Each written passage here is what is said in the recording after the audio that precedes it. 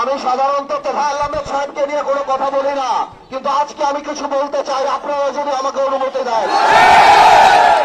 গত 17 বছর তোফায়েল আহমেদ সাহেব এবং তার পরিবার এই ভোলাতে এমন কোন অন্যায় নাই যেটা করে নাই। আপনারা সবাই ভাইয়েরা আমার, আমি তোফায়েল আহমেদ সাহেবকে আমার মুরব্বী মানুষ আমি বলতে চাই, তোফায়েল সাহেব বড় নেতা হওয়ার চেয়ে ভালো মানুষ হওয়া ভালো। আজকে দেখেন নাজিউরের সন্তান এখানে ভোলাতে, মোশাররফ হোসেন শাহজাহানের সন্তান আজকে ভোলাতে, অথচ আপনার বংশধররা বোরকা পরে ভোলা পাইয়েছেন। এটা আল্লাহর বিচার।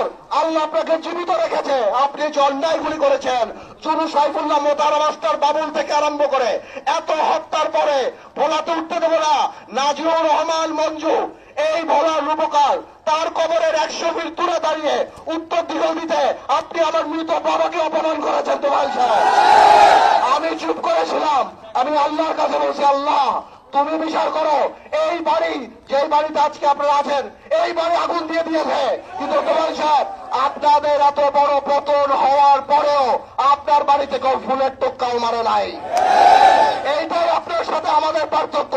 আপনি যাদের নিয়ে স্বপ্ন দেখেছিলেন, মনে করেছিলেন বিএনপি জাতীয় পার্টি এই ভোলাতে কেউ থাকবে না, আমি আমার মতো চলবো। আজকে দেখেন আল্লাহর তরফ থেকে গজব নাজিল হয়েছে। আওয়ামী লীগের 69-এর গণঅভ্যুত্থান নিয়ে আপনি গর্ব করে রাস্তায় বেরোতেন। তোফায়েল স্যার, আজকে আপনি পলাতক। আপনার শত্রু বিএনপি না, আপনার শত্রু বাংলাদেশের মানুষ।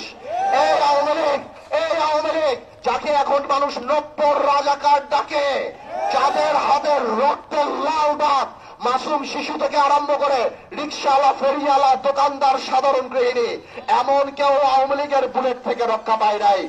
তোফায়েল আহমেদ সাহেব, দেখলেন তো আল্লাহর কি বিচার? এটা আল্লাহর বিচার।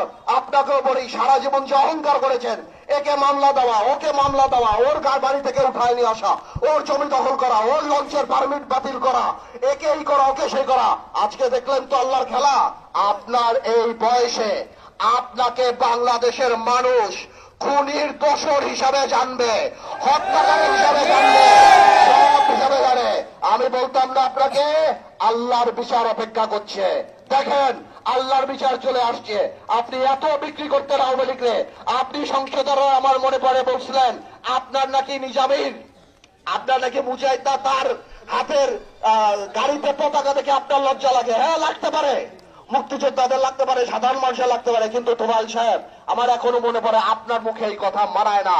কারণ আপনি ছিলেন যে খুনি ভূত ধরে নিয়ে 74 সালে স্মৃতিসৌধে গেছিলেন, মানুষ এগুলি ভুলে নাই। আপনার